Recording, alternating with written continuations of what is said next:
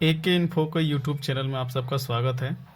आज मैं आपको रिंगर का हॉट टेस्टिंग, कूल टेस्टिंग, उसका डायग्राम, उसका ट्रैक, कहाँ से कितना वोल्टेज आता है, कहाँ से इन होता है, कहाँ से आउट होता है, कैसे रिंगर प्रॉब्लम का आप स्टेप बाय स्टेप रिपेयरिंग करेंगे, चाहे वो कोई भी सेट हो, आप कैसे उसको कैसे चेकिंग करेंगे, स्टेप पहला क्या होगा और आपका किस हिसाब से आप रिपेयरिंग करेंगे, उस सब के बारे में हम आज आपको बताने वाले हैं।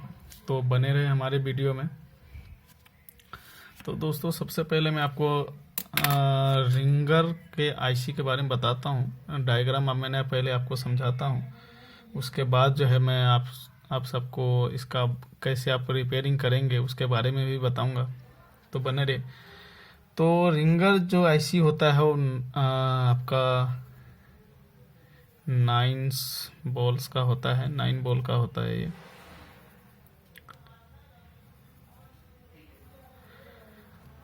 मैं आपको एक जीरो लेवल से कैसे रिपेयरिंग करते हैं वो वहाँ से भी आपको बताऊंगा। आपको मैं पहले स्टार्ट यहाँ से कर रहा हूँ, कैसे हम इसको समझेंगे, कैसे इसको हम रिपेयरिंग करेंगे। तो बने रहिए हमारे वीडियो में। दोस्तों, एक पिन जो है आपका, ये वाला जो पिन देख रहे हैं, ये आपका पिन ग्राउंड होगा। जीएनडी पिन में इसको बोलते हैं, जीएनडी पिन बोलते हैं इसको। और ये जो दो पिन्स आप देख रहे हैं, ये दो पिन आपस में जुड़ा होता है। और ये वाला जो है,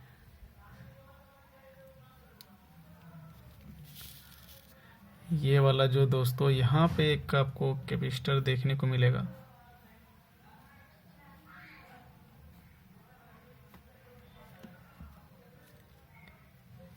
इस कैपेसिटर में आके मिलता है। और ये एक साइड से जो है ग्राउंड पिन है, इसको हम C1 नाम देते हैं। और इसमें जो वोल्टेज आता है वो आपका 3.7 से 4.2 वोल्टेज के समथिंग आता है। और ये BCC मेन वोल्टेज कहलाता है, BCC मेन वोल्टेज कहलाता है ये। दोस्तों, ये कई बार बैटरी कनेक्टर के प्लस साइड से भी आपको इस कैपेसिटर पे बीप देगा, या कई बार ये DC टू DC आईसी से जुड़ा होता है, कई बार जो आपका BQ आईसी होता है उससे भी जुड़ा होता है। तो ये आपको कई बार हम जैसे बोल देंगे बैटरी कनेक्टर से आपको कंटिन्यूटी देगा आपका, या नहीं देता है तो आप ये नहीं जो जंपर मार देंगे, उसको एक बार हॉट टेस्टिंग भी करेंगे तो वहाँ पे वोल्टेज आएगा। यदि वोल्टेज नहीं आता है तब आप जंपर लगा सकते हैं। तो बने रहे हमारे वीडियो पे, आपको हम एक एक चीज़ आपको हम बताएंगे। और ऐसा दुनिया का कोई भी मोबाइल नहीं है जो रिंगर प्रॉब्लम आपसे रिपेयर नहीं होगा, ये वादा है। और ये वाला जो पिन्स देख रहे हैं दोस्तों, इस पे भी एक कैपेसिटर लगा होता है, इसको C2 नाम देते हैं। ये भी एक साइड से ग्राउंड मिलेगा। ये आपका फीडबैक वोल्टेज के लिए पिन होता है, फीडबैक वोल्टेज के लिए। और ये जो आप देख रहे हैं यहाँ पे आपको नॉर्मली आपको बहुत से हैंडसेट में आपको नॉर्मल कॉइल आपको देखने को मिलेगा दो।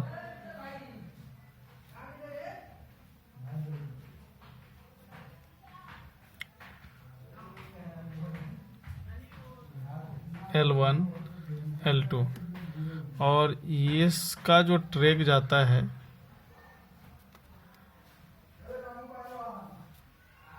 इसका ट्रैक जो जाता है ये रिंगर टिप्स पे जाता है,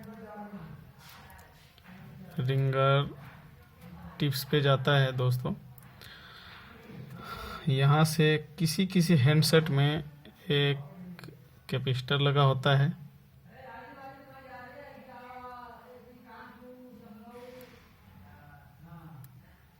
कैपेसिटर लगा होता है। ये कैपेसिटर दोस्तों सब में कंपलसरी नहीं है, किसी में होता है किसी में नहीं होता है। और यहाँ जो आप इसमें यहाँ से ट्रैक आपका इसमें कॉइल में जाता है। तो यहाँ पे कुल मिला के बताने वाली बात जो है, हम आपको ये बताते हैं, कई बार तो यहाँ पे नॉर्मल कॉइल लगा होता है या हो सकता है कई बार आपको, मैं इधर ड्रॉ करके आपको बता देता हूँ, आपको इस तरीके का कंपोनेंट होगा जिसके ऊपर ऐसे ओ लिखा होता है।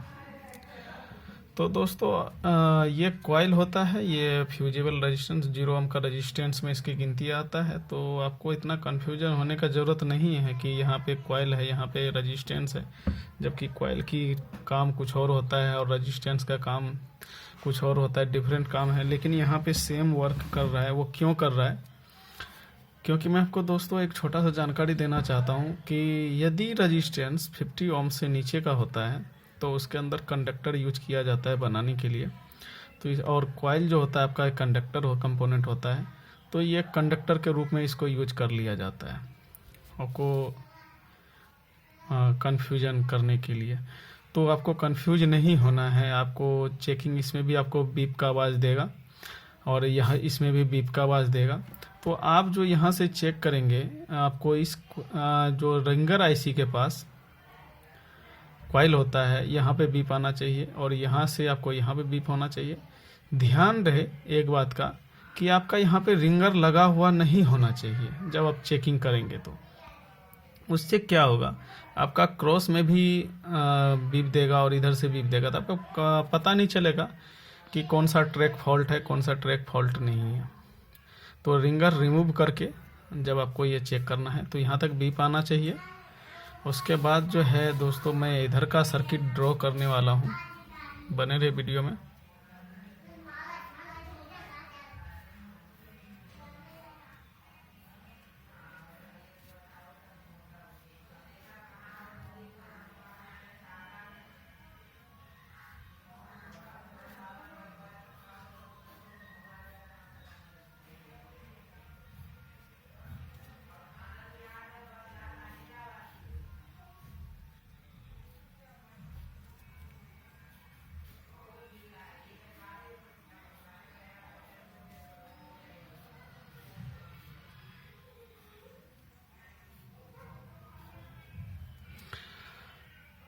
दोस्तों सीखना कभी भी नहीं छोड़ना चाहिए, आपको सीखते रहना चाहिए, कोई उम्र नहीं होता सीखने का। तो दोस्तों हम कैपेसिटर का C1 C2 और यहाँ पे हम डाल देते हैं इसको C3 C4, ये कैपेसिटर ही होता है। तो C5 C6 C7 C8 और ये रेजिस्टेंस होता है, तो R1 R2। तो दोस्तों जो ऑडियो का जो सिग्नल होता है, ये 2 चैनल में सिग्नल आता है। मैं आपको ये बताना चाहता हूँ, एक होता है R, एक होता है L। तो 1 2 ये 2 चैनल में आता है। तो हम इस हिसाब से आपको ड्रॉ करके दिखाते हैं। इस टाइप से आता है ये, और यहाँ से निकल करके इस कैपेसिटर में जाता है और इस कैपेसिटर से निकल करके इस कैपेसिटर में जाता है और यहीं से ये इस बॉल्स पे आता है, इस बॉल्स पे आता है। तो यहाँ जो वोल्टेज आता है दोस्तों 1.3 से 1.8 वोल्ट तक आता है। लेकिन ये कब आएगा, इसके लिए एक रीज़न होता है। आपको ये वोल्ट चेक करने के लिए दोस्तों आपको एक गाना प्ले करना पड़ेगा। जब इसका आपका ऑडियो सेक्शन एक्टिव होगा उसके बाद ही ये वोल्टेज आप चेक कर सकते हैं। इतना वोल्टेज आपको आएगा। ये तकरीबन PM से ही आता है, और या PM से नहीं आया तो आपको CPU से मिलेगा। ये जो छोटे मोबाइल होते हैं जिसमें कि पावर ऐसी CPU एक में लगा होता है, उसकी हम बात कर रहे हैं।